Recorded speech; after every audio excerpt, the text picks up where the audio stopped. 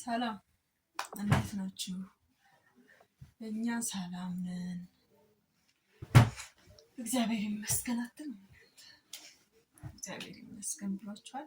ሁለታችንም ዛሬ እሱም ትምህርት ቤት ስላልሄደ እኔም ቤት ስለሆንኩኝ እስኪ የሆነ ዝም ብሎ እስካሁን ያላልኳቸውን ነገሮች እንበላችሁ ብዬ ነው የመረጥኩኝ ማለት ነው። ትዝ ሲለኝ እንሰት፣ የጉራጌ እንሰት ቅቤ ለፀጉር ከሆነ እንድቻ ሳይተን ቅቤ፣ ለምግብ ከሆነ ቅቤ ዝም ብሎ ማለት ይቻላል። ለምግብ ቅቤ። ከዛ ይሄንን ቂጣ ዳቦ ምናምን ባለፈ አሳይቻችኋለሁ። እንጀራ በፊት እንትን ላይ አሳይቻችኋለሁ።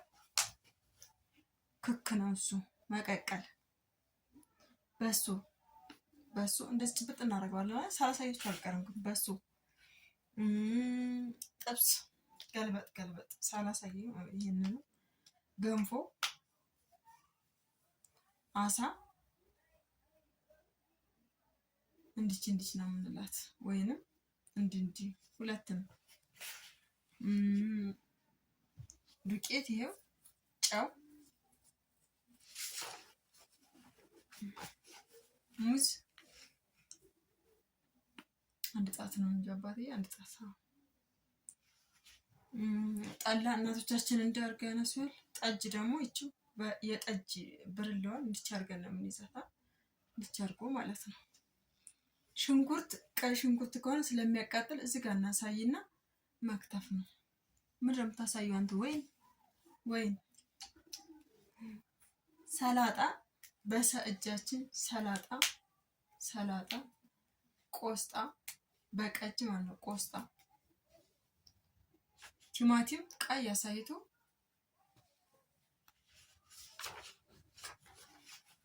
ቆስጣ፣ ሰላጣ አልኩኝ። አሁን ፍሬ ለማለት አንድ ጊዜ ብቻ ነው። ፍራፍሬ ከሆነ ግን እንደግመዋለን። ፍራፍሬ፣ ቆስጣ አሳይቶ እንደዚህ አልኩኝ። ብርቱካን እንዲህ አድርገን ይዛል። ብርቱካን ክብ ስለሆነ ስንለጣው እንደዚህ ይላል። ሾላ እንደዚህ እንትን ማለት ነው። ሎሚ፣ ኮምጣጣና ሎሚ፣ ይሄ የሚጣፍጥ ነገር ነው። መጠጥ፣ አረቄ መጠጥ፣ አረቄስ በአጃችን ቢኖ፣ ኮኛክ ምናምን ይላል። እናለቀም ይሄ አባት እያላችሁ ነው። ዘመድ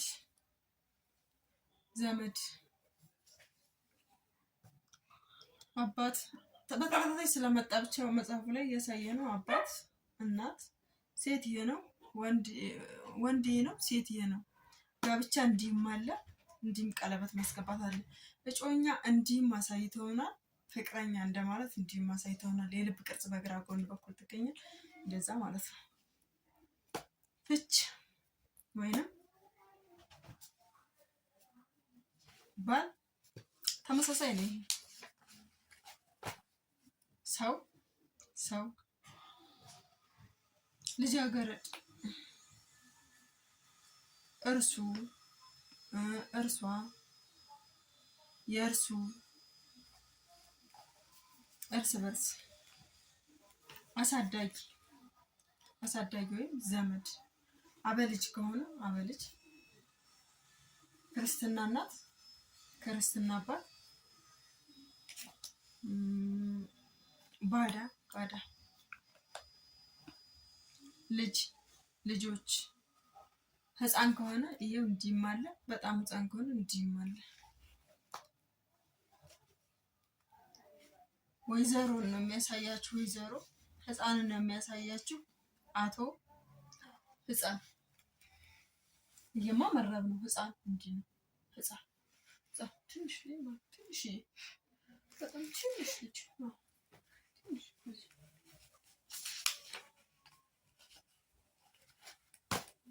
አንተ፣